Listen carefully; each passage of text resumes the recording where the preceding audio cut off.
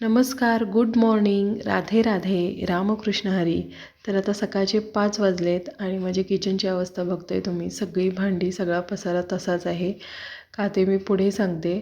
तर त्याआधी मी गरम पाणी पिते सकाळी उठल्या उठल्या.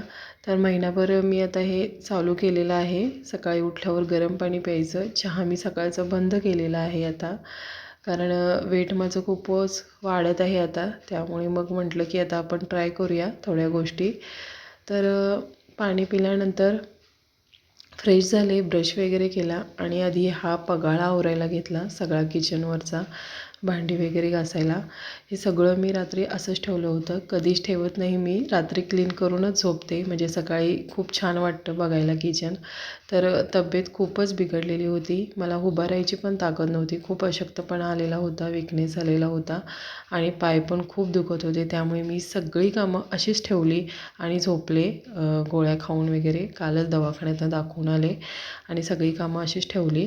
तर आता सकाळी उठून पहिला काम हे केलं, सगळं किचन क्लीन केलं, भांडी वगैरे सगळी घासून घेतली. त्यानंतर घर सगळं स्वच्छ केलं, अंघोळ केली आणि देवपूजा करायला घेतली.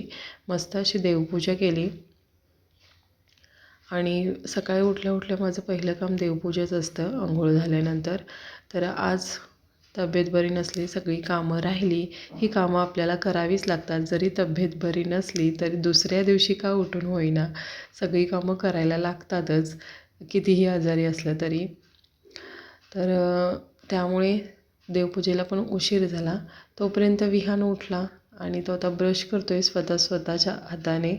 पहिला मला त्याला ब्रश करायला लागायचा, पण आता खूप हौसेनं तो ब्रश करतो आहे स्वतः तेही आरशात बघून. आणि आता जेवणामध्ये आज मी मुगाचं रस्सा भाजी बनवली होती. तर मी डायरेक्ट कुकर लावला होता भात आणि मुगाचं दोन्हीचा आणि त्यानंतर फोडणी देऊन घेतली मुगाला. अख्खे मूग, हिरवे मूग जे असतात त्याला.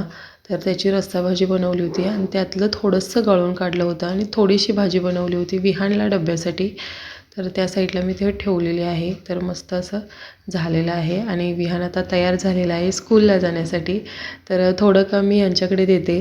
त्याला अंघोळ घालणे आणि त्याला शूज घालणे हे काम त्यांच्याकडं असतं आणि बाकीचं मी सगळं आवरते. तर हा व्हिडिओ कसा वाटला मला कमेंटमध्ये नक्की सांगा. चॅनलला सबस्क्राईब करा, व्हिडिओला लाईक करा. भेटूया नेक्स्ट व्हिडिओमध्ये. Bye bye.